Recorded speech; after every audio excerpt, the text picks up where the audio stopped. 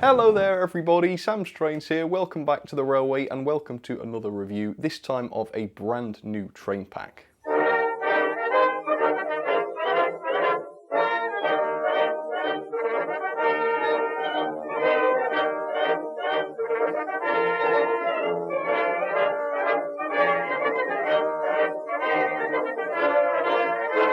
So, needless to say, I am super excited about this one. In fact, I've been excited about it ever since it was first announced, goodness knows how many months ago.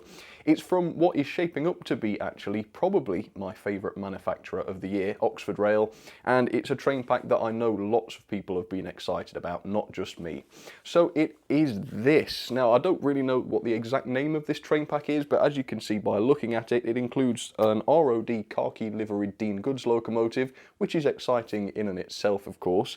However, that isn't the major feature of this train pack because, as you can see, we have possibly the largest piece of rolling stock I have ever owned underneath there, and that is the Boche Buster railgun. And if you want to know more about that, I will tell you all about it in just a second. Basically, it's a classic World War I train pack. I can't wait to get this out. It's not been out of the box yet. It's actually very reasonably priced. I bought this from Hatton's for £139, and when you consider the price of the loco is about 100 on its own, and the price of the railgun is over 50 on its own, that is a really, really good deal. Of course, both can be bought less expensively if you want to buy them individually, although obviously it does work out cheaper to buy them together. If you want to see the range of different railguns and things and Dean Goods, I will include a link down in the description. For now though, let's get this out. It looks like an amazing train pack, and I hope it is amazing as it looks. I really do. Okay, let's get this out. I'm going to stop rambling. I'm going to try not to get overexcited, and let's find out for my first time what this is like. So, as you can see, this even got its own special train pack packaging. I wasn't 100% sure whether it would. I was half expecting just the loco and railgun just to come together in the same parcel. But no, Oxford have actually designed special packaging for this, which is really quite amazing. So, we'll talk about what you get inside in just a second. I will just flip the packaging over to show you what's on the back. And there's the label. It's code OR76BOOM01, I think that is. So that's what you need to look up if you want to get this specific train pack. Apart from that though, there isn't an awful lot else to see on the outside of the box, which is excellent because we can get this open straight away. So, I was thinking about this before I started filming. How does this open? I think it's one that flips out. Ooh, this is very posh. Oh, look at that. Cool. So it's actually got the foam cutouts and the two blister packaging pieces inside there. So that is really, really cool. Right, well, loco first. There we go. There is the loco in its blister pack, which is very, very nice. I'm really looking forward to getting another Oxford Dean Goods running on the railway. That's going to be amazing. But here's something I have never experienced before in any livery.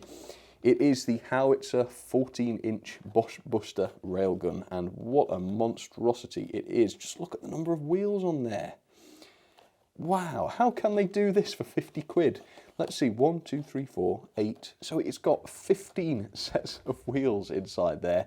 That is astonishing. Do you know, just to buy 10 sets, I think, of Hornby wheels costs you over 10 quid. And to say the total cost of this railgun comes in at about 50, that is astonishing, isn't it? Absolutely incredible.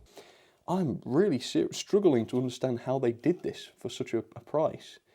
That is unbelievable. I can't wait to get that out.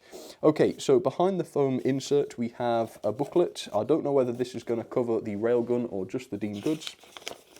It looks as though it is just the Dean Goods, but I'll show it to you anyway. So there we are. We have a photo on the front with some information. Feel free to pause and read that if you can, although it is pretty tiny, so I can't guarantee you will be able to. There we are inside, fitting the brake rigging. Yes, I remember you had to do that. Running in the loco, very important. Removing the tender body to fit the decoder, and also adjusting the drawbar between loco and tender. So that's all standard stuff. And then you've got some hints and tips, track cleaning, all the housekeeping really on the back there. So that's pretty cool. Okay, well, which shall I do first and which shall I save as best till last? Well, I think I'm going to have to do the Dean Goods first and save the Boche Buster until last. Wow, I can't explain how excited I am at finally getting this thing out. It is monstrous. It is huge. Right, well, if I can, I will try to resist opening up that, and we'll get to the Dean goods to start with. So I'm assuming this is going to open as normal. Yep, it seems to. So we have the resealable bag again, which Oxford often do, which is great. We have inside there the brake rigging, it looks like, a coupling for the front. We have some screw link couplings and some other accessories that you can fit to the loco if you want. So that's pretty good. That's, I think, more or less the same as my old Great Western Green Dean goods was. Right, so let's have a look at this then in the ROD World War I khaki livery. Cool. And it's amazing. I've said this before, I know, but it's amazing what a difference a change in livery can make.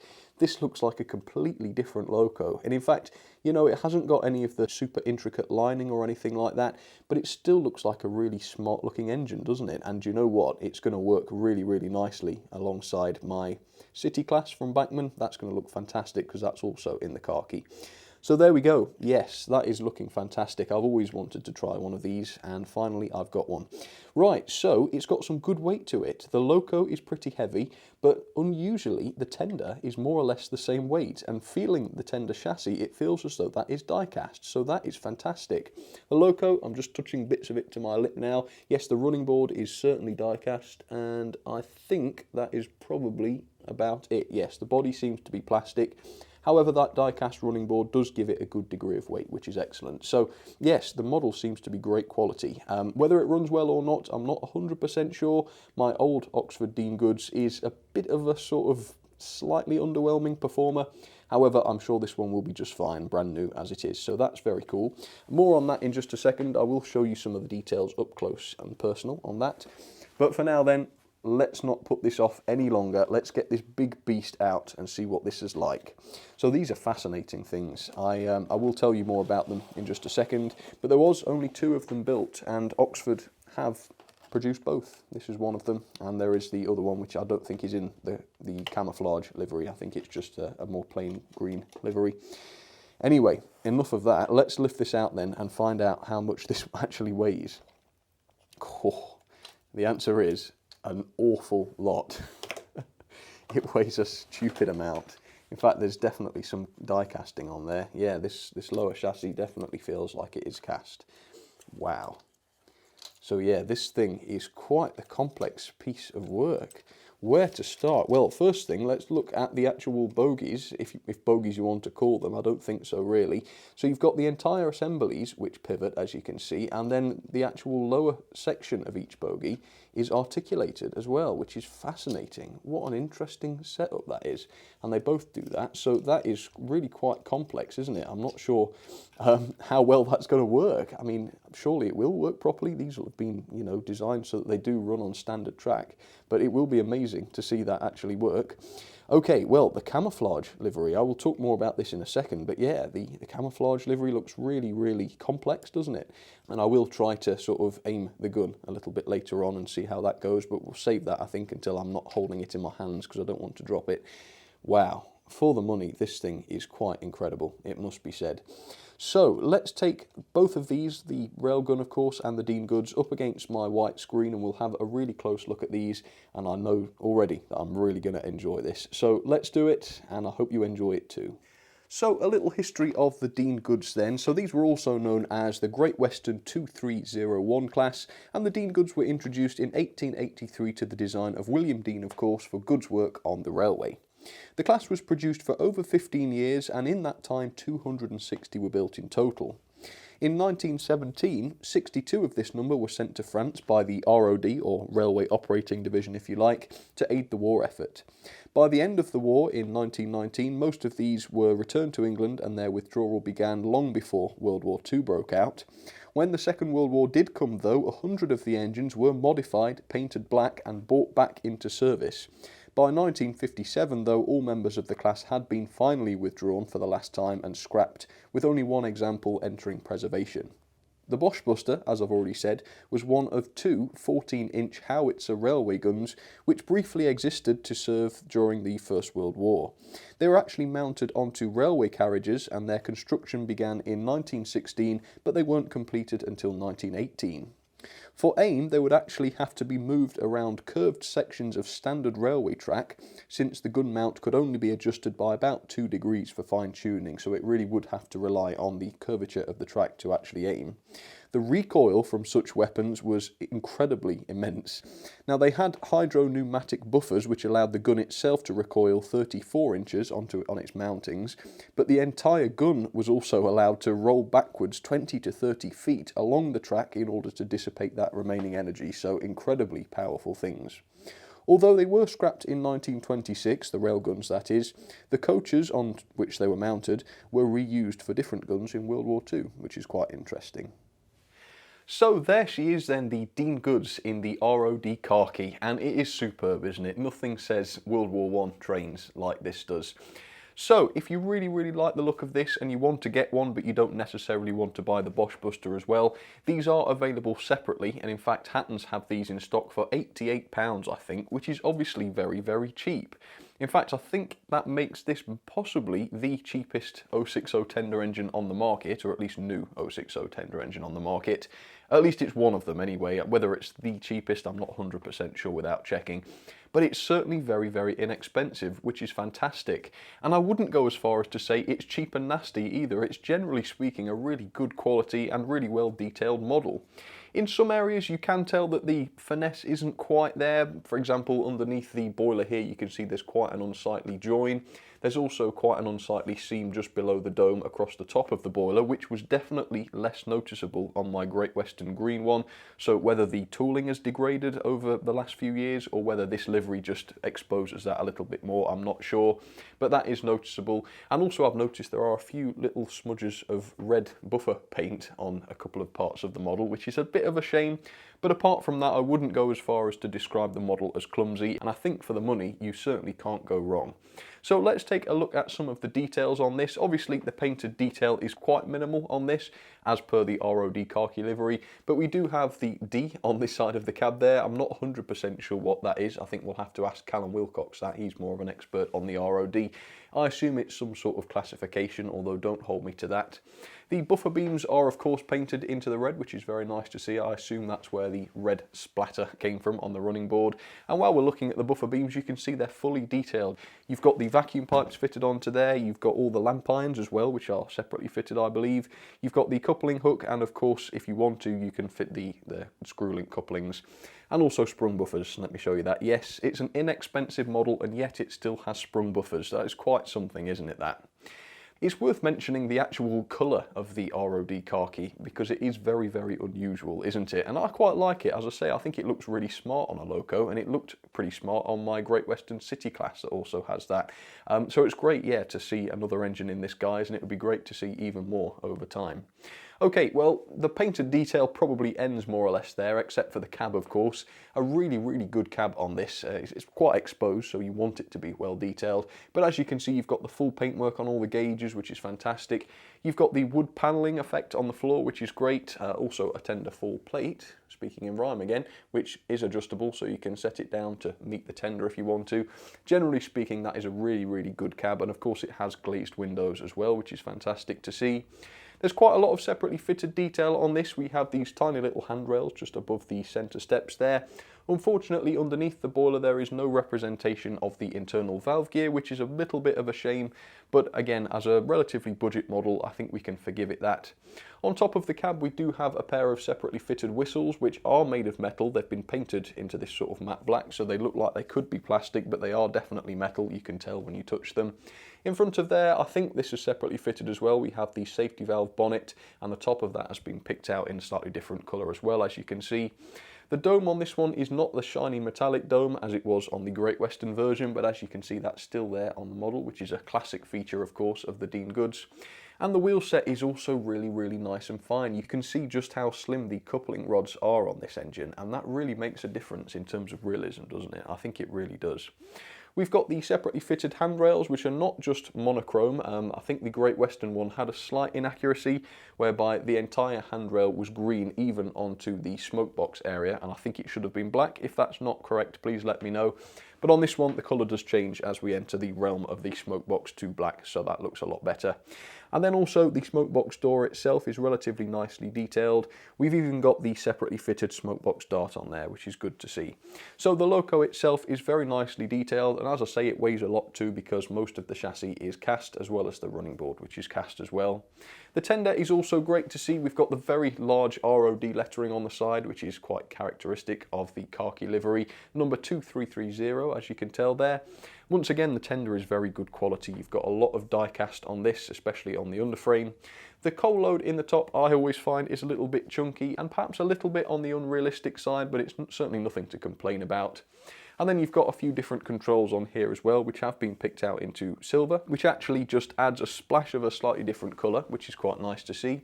And then around the back you can see once again we have the vacuum pipe pre-fitted, more sprung buffers, and this time we do have the NEM coupling fitted to the back there as standard, which is good to see. So there we go, that is the loco. Very, very nice it is as well.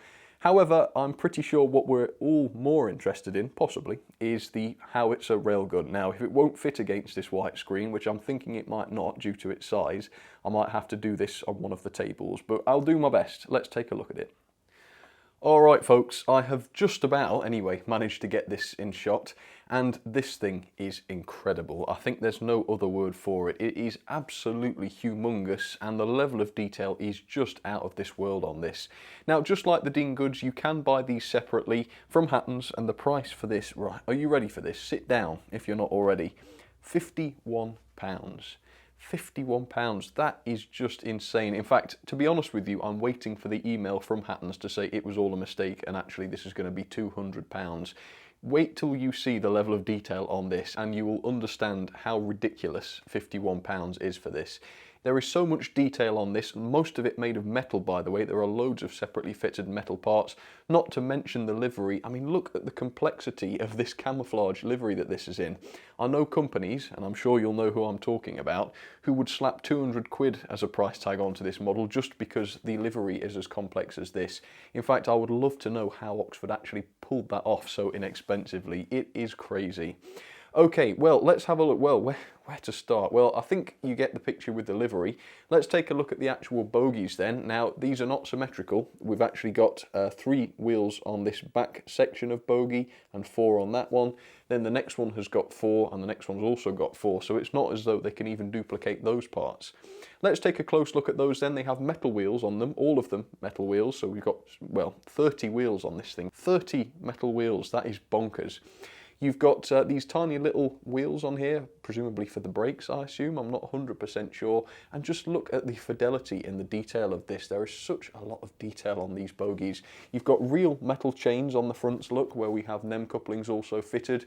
Metal buffers, nothing plastic here. I don't believe they're sprung, but that's relatively minor, I think, given the rest of the model. Above here, we've got this support structure, which exists just in sort of near the muzzle of the gun. And there's actual wire rigging on this. No, not wire, sorry, it's like cotton rigging almost. Actual real string though that you can touch and it moves.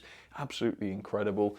You've got this little turning wheel, which I assume must have been something to do with aim, perhaps in real life, in order to adjust the railgun itself. We haven't even talked about the railgun itself, which has the camouflage livery on it, and it is actually able to adjust up and down. Let me show you this. And it does click. So you've got set positions, that's 1, 2, 3, and I think there's a fourth? Fourth, yes. Oh, and even a fifth. So it can pivot up like that, as you can see, which is just fantastic. Look at that. What an imposing sight that must have been. And of course, we've got Boche Buster, not Bush Buster, let's not get into that.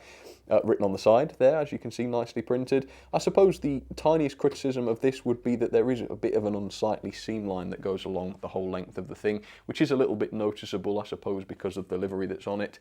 But besides that, you know, it's not a huge deal. The back of the gun is worth looking at as well. You've got this door where I assume the 14-inch projectiles would be inserted. That must have been an interesting job. And then looking at the side, as you can see, you've got all these different ladders so that the crew could actually access the top platform. platform, and you've got these little metal platforms as well, which are all separately fitted and metal, by the way, so they're really good and sturdy, which again, in real life, I assume the crew would use to climb up on them. You've got all sorts of wiring, as you can see, which is really complex. I think it's separately, yeah, it's all separately fitted, as you can see. You've got the wire handrails, which again are all metal, and they go all the way along the model. There's loads and loads of those absolutely everywhere. Now, I'm not 100% sure what this is, but I'm going to have a good guess. This to me looks like some sort of sled.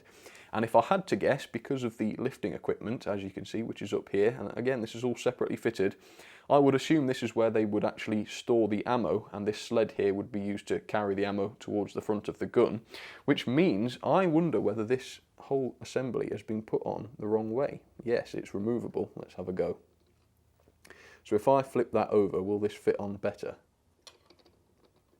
Yes, I think so. So I reckon, I'm not 100% sure, because now this sled is able to feed projectiles into the back of the cannon, which I think makes a bit more sense. So yeah, let me know. Do you think I'm right about that, or should it be the other way? Well, I'm going to leave it like that because it looks right, but if it's wrong, please do let me know. This thing is astonishing. And once again, Oxford Rail have proved what can be achieved for a small amount of money. It's a complete myth that an incredible piece of rolling stock has to cost an absolute fortune.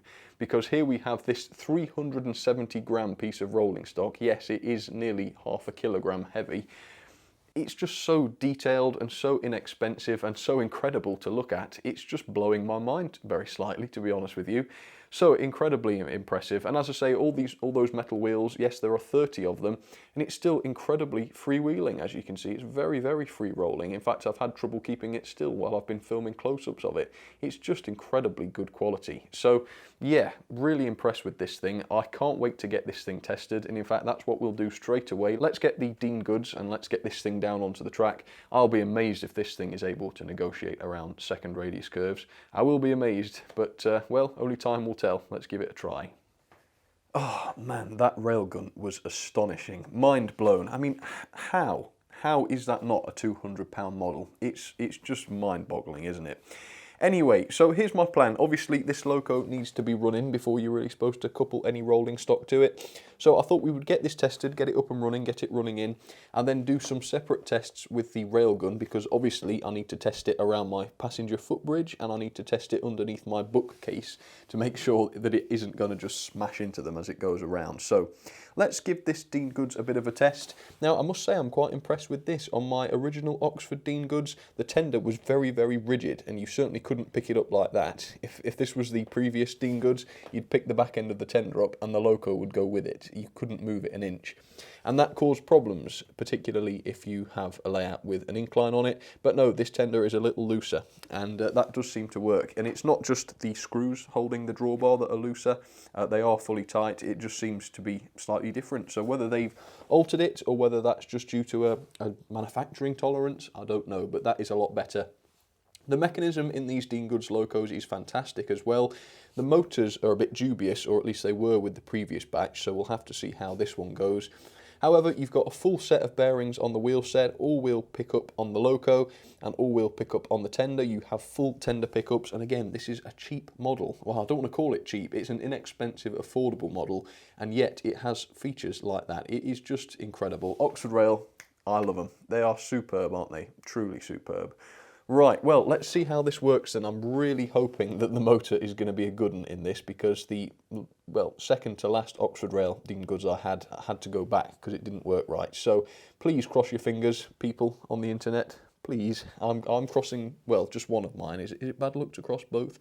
I don't know. What am I talking about? Okay, turn the power up. Let's see what happens. Backwards first. Okay. Oh.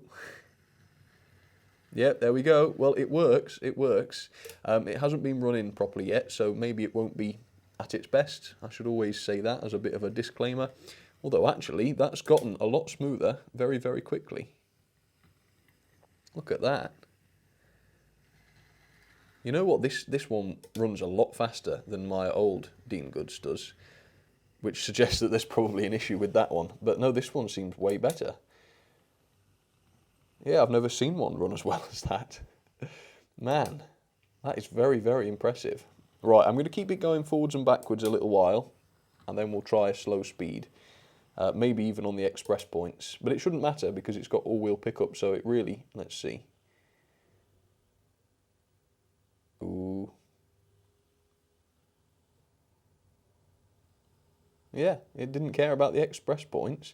I must say though, the speed is fluctuating quite a bit at the slower speeds. I don't know whether that's just because it's not been running yet or not, but otherwise it's incredible. Let's try that slow speed. Look there. I mean, it's not amazingly slow, is it? I mean, yeah, it's not got an incredible amount of slow speed performance behind it yet, but what I'll do is I'll set it to a medium speed, we'll get it running, and there's every chance it might get a lot better as it goes. So let's try that now then, we'll have a quick look at her run, shall we? Yeah, that is miles better. That runs 10 times better than my other Dean Goods does. And I've had a word with Scott at Oxford, and he says that yes, they've had different motors put in these days, which is fantastic. In fact, let me show you my Great Western Green one, set to the same speed. Look, so 40 on the controller, you saw the khaki version, now look at the Great Western version at 40. Yes, not particularly lively, is it? And it stinks as well. So the new motor has worked wonders for those, it really has. Look at it go. And yes, I know it's nice to have locos running nice and slow, and don't get me wrong, this one can still do that. It's just not unnaturally slow, and it has got the speed behind it if that's what you want. It's nice to have the option, and this one gives you that.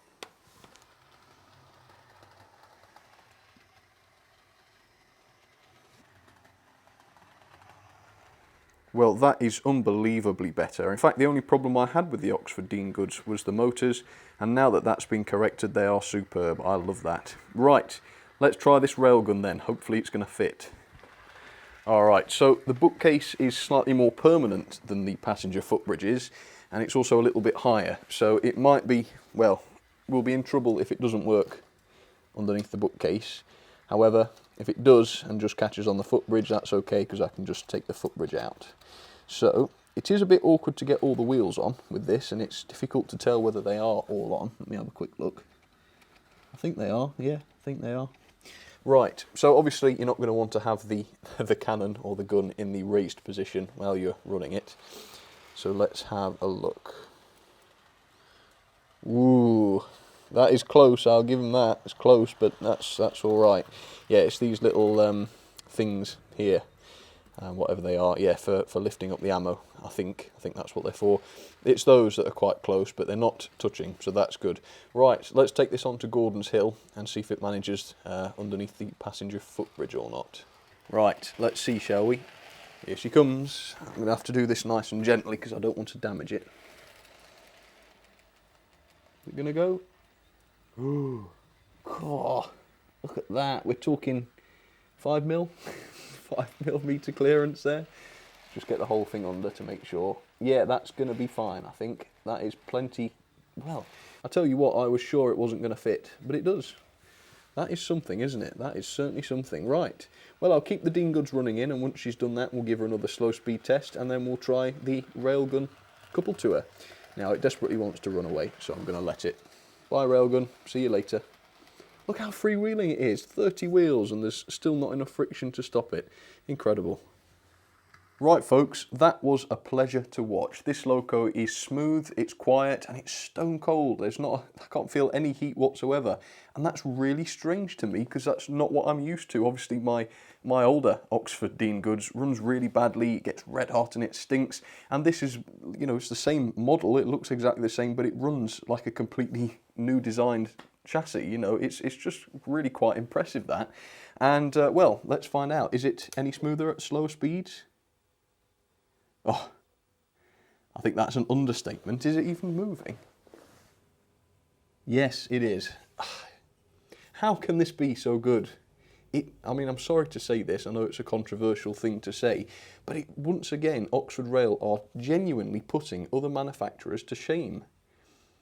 Without mentioning any names, you know, this puts them to shame. It really does. Can you believe how well this runs? Look at that. It's dead silent, and this is not a feedback controller anymore, by the way. I'm using the Gauge Master now, so Yeah, that is just incredibly good. Look at that. That's just a pleasure to run, isn't it? Look at that go. Right, and I've also tested the pulling power. It's not an amazing puller, it must be said. 0.18 newtons, I believe, which is just above, actually, the Oxford Adams radial tank and below the Ellenway R Class 5. So yeah, it's not a terribly mighty puller, but you know, it's not really supposed to be, is it?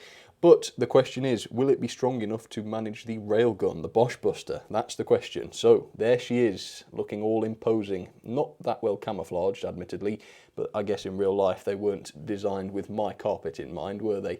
So let's give this a try then. Are we set into reverse? Yes, we are. Let's go and couple. Man, I hope this works. Fingers crossed. Now, this should go without saying, but I am pretty incompetent as far as scenery goes, so I am going to run this pretty slow just for the first lap at least, just to make sure that it's not going to smack against any trees or anything else that I've not considered. I'm sure it won't do, but just to be safe, I don't want to ruin my beautiful new railgun before it's even had chance to run around the room properly. So I'm going to do this gently, and let's see how it goes. Let's keep it slow, and let's watch very carefully. We've got the other Dean Goods there ready to run in just a second, but here comes the railgun. Now again, you'll notice that the loco has slowed down, but again that's due to the controller I'm using. Oh yes, it has slowed down quite dramatically. Normally I would use a feedback controller so this slowdown wouldn't happen, but yeah, I'm going to have to speed it up, aren't I? It's not that the loco's underpowered or anything, although maybe the gun is touching something. Let's just, I won't speed it up until it's gotten past these trees. These trees are what I'm worried about. Ooh, ooh. I think we can just about get away with that. And in fact now it's on the straight, it's sped up again. Alright, well this is a good speed, I'm liking this. This is safe. Yep, it's okay, she hadn't caught on anything. I think she was just going a bit too slow. Lost all the momentum. Right, well we know it's going to make it under the bookcase, but let's just watch to make sure. Oh yes, that was okay. Well, it's not going uphill anymore now, so it should be a little better. I just can't get over how cool this thing looks. It really is cool, isn't it? Look at that. What happened? Oh dear. See if we can't get it by there. Oof. Yes, I hadn't thought of that. Righto then, well, middle line it's going to be then. Actually, that wasn't nearly as bad as I thought it was going to be. It wasn't catching everything, it was just a couple of trees and, of course, that coach rolling stock holding cabinet that I've got. So, yeah, it's going to have to go on the inside line, sorry, middle line, like so. Let's see how that's better. And it managed those points all right, I'm impressed. Right, we're going for it, folks. Bit faster this time. Oh, yeah. I think middle line's the one. Oh, that was close to that line side hut. Wow, look at it go. It's just amazing that such a massive piece of rolling stock works all right on the layout. I mean, I am the person that can't run Bachmann or Dapol mega boxes around my track without them derailing, and this thing hasn't derailed once. What a fate-tempting thing to say. But no, seriously, it's very, very reliable. So yeah, whoever it was at Oxford that came up with this, well done. I am blown away by this. It's more impressive than I expected it to be, and I'm loving it. I really am loving it. The only problem is I haven't got many excuses to run it very often. But do you know what? I'm going to make some. I'm going to figure out some excuses so that I can, because it's that impressive, isn't it? Right, I'm going to get some other trains running alongside it then, and then we'll enjoy it for a little longer, shall we? So it actually, thinking about it, might be a bit dangerous to try and run other trains alongside this in case it clips them as it goes along. But I'm going to give it a try. So here we have one brave, willing volunteer. It is the other Oxford Dean Goods, which of course runs a lot slower. Here we are, let me set it to 40 again. There we are, very, very slow, but it seems all right actually. It's not smelling too bad today. And it's got a little goods train. So there we go, let me get that going, set that one a little bit faster. There we are. And then on the inside line I have the only other, I believe, khaki engine I've got, which interestingly also came in a train pack. It's the Bachmann City class that I've mentioned a couple of times already from the World War I ambulance train set, or train pack as it was. And it's got the lovely ambulance coaches there. So now let's wait for the Boche Buster to run by again. I'm loving this thing. I'm thinking of giving it its own siding so that it can be out all the time. It's wonderful, really wonderful. Look at it. I'm hoping you get a sense of its size as well. Look at that.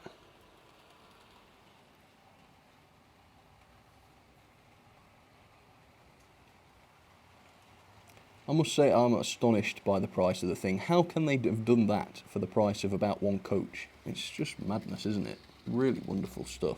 But I tell you what, it is just so typical of Oxford, isn't it? Really, really great products and great prices as well. And I think those are two things that really work well together. And did you see it on that S-bend? We'll have to do that again. Here we go again then. It makes me nervous to watch it do this. Ooh, be careful. Look at the way it swings out. It just works so incredibly well. How does it work so well? I wonder if it'll work on sort of tight radius points. Ooh, we've got to try that. Got to try it. Right, just for the record, I do know it doesn't have a hope in hell of doing this, but I feel I ought to try it just to see, just to prove it. Right, slow down. Let's see. I'll be impressed if even the Loco does it, frankly. Yep, Loco's done it. Pull. Oh, you are joking. What? How did it do that? How did it do that? That is bonkers. Let's go backwards back over it.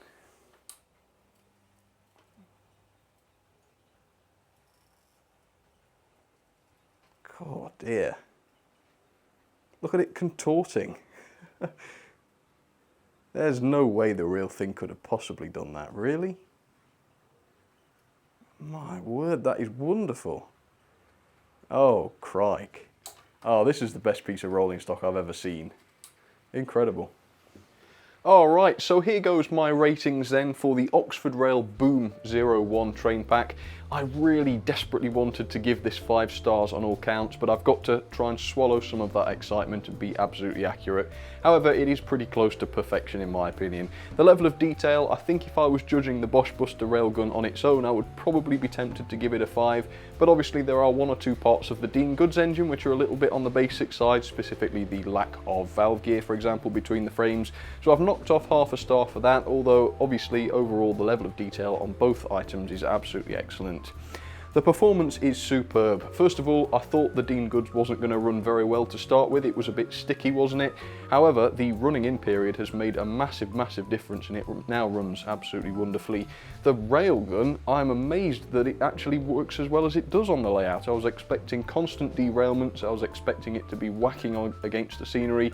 It really respects the loading gauge actually, and it works amazingly well. So full marks on performance, it's incredible. The mechanism on the Dean Goods is superb as well. A very high quality mechanism on board there, and that is exactly what you want with the new motors as well, which is excellent. The quality is so close to a 5. I think the quality of the Loco was more or less spot on, except for the small paint spatters I saw on the Dean Goods. The Bosch Buster railgun, again, top-notch quality. It's just that slight assembly issue with the ammo sled that was mounted backwards. However, it was easy enough to fix that, so I'm not going to deduct much of a mark from that. So 4.5 out of 5 stars on quality.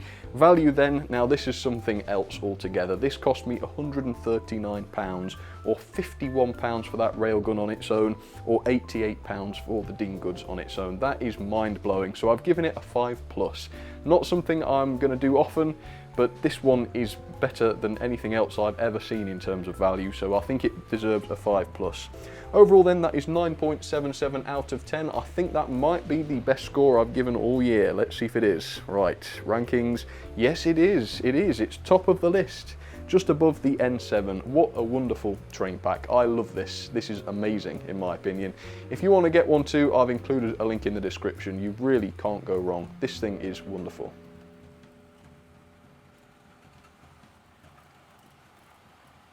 Wow. It just does such a good job, doesn't it, of giving that impression of hauling this absolute monstrosity on standard railway tracks. And it really demonstrates the danger of doing that as well. You know, you really do have to make sure there aren't any trees too close to the line, and you have to make sure the station platforms are all the right distance from the track, otherwise it's going to be a crash. So in that sense, it's very much like real life. Go on, don't stop. Oh.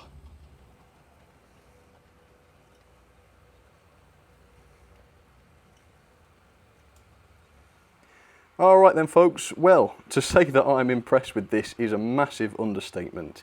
The Dinguds is superb, but the railgun just completely sets new standards as to what is possible with 00 gauge model railways. It's just incredible. So I hope you enjoyed that. Let me know what you thought in the comments. Let me know if you'll be getting one, I guess. I'll put up a poll so that you can. Wow, I thoroughly enjoyed that. I'm going to have to go and sit and calm down, I think, in fact, after that, because that was just so good. Well folks, thank you for your time, thank you for watching, links in the description if you want to get one for yourself, and I will see you all very, very soon. Cheers everybody, take care of yourselves.